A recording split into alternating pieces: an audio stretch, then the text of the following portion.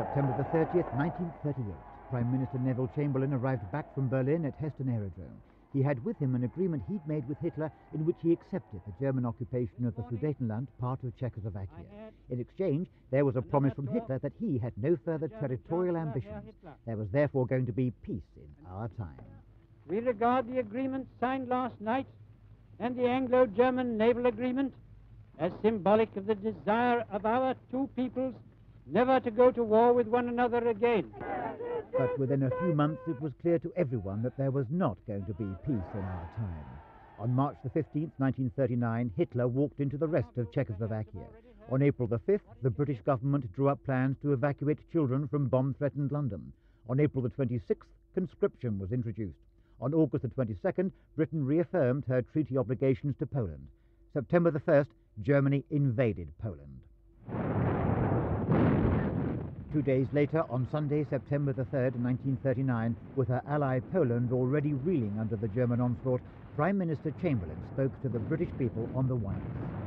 This morning, the British ambassador in Berlin handed the German government a final note stating that unless we heard from them by 11 o'clock, that they were prepared at once to withdraw their troops from Poland, a state of war would exist between us. I have to tell you now that no such undertaking has been received, and that consequently this country is at war with Germany. And he had a rather miserable type of voice, a very grim sort of voice, and our hearts sank when we heard him, we are now at war, therefore we are now at war with Germany. And I can remember my mother looking aghast and then suddenly bursting into tears. Because she burst into tears, we all burst into tears.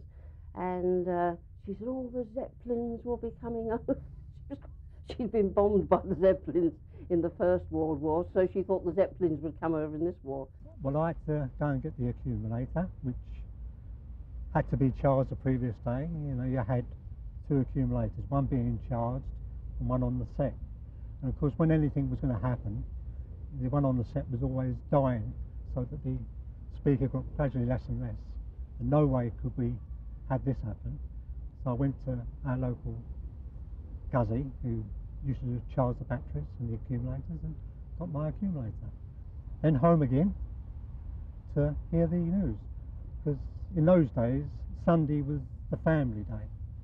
The rest of the week it didn't matter, but on Sunday, the family had to be at the table.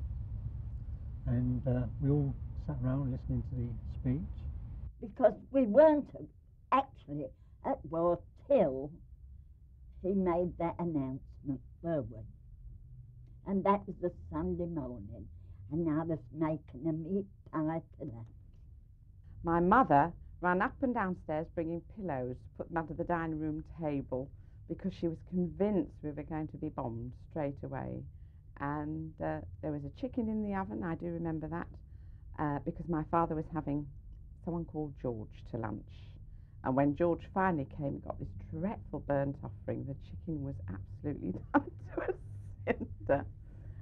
Some people were on holiday at the time. Donald Camlish was at the seaside in Devon. Just before 11, we were called in from the beach, and my mother was very particular about the bungalow. She'd brush the sand off your feet. I remember we used to wear these awful little rubber shoes. And we all sat round the wireless, and suddenly this voice came on very serious, and I remember the words ringing in my ears. And my father, we all looked at him, and he went a bit white. And my mother, I think tears were rolling down her eyes. But whilst most people were relaxing, some weren't. At the West London factory where he was employed, George Griss was at work. Yes, it was Sunday, of course, overtime. I don't think there was a lot of patronage attached to that. I think it was a question, it was double time working on Sunday. Let's be honest about it. You knew the announcement was going to be made, and that's why the factory was shut down, so the chamber could make the announcement. And we looked at each other and I said, oh, well, let's call it a day. We'd better go home and give what comfort we can to our wives and families if they want it. The day was finished from then on, obviously. So you lost all your overtime? Well, that's half of it. I've never recovered. whilst Bill Gregory was the operator of a dragline machine which was standing by in Hyde Park's Rotten Row to dig up the earth there that people could use to fill sandbags. I was there, I was waiting.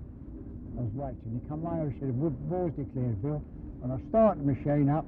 Mind you, I used to start her about twice a day during the 3 weeks I was there, make sure she was all right. Anyway, when we started up, well, that was it. I opened her up and away she went. She was happy, so was I. Almost immediately after Neville Chamberlain finished his wireless announcement on that hot, sunny Sunday, the air raid sirens went. Although it was a false alarm, it was the first wartime alert. We had an alcove under the stairs, where the stairs go up, and we all sort of bunched under there. And very brave I was. I put my body across my mother's to save her in case a bomb fell, you see. For what I would have done if one had fallen, but that was the idea.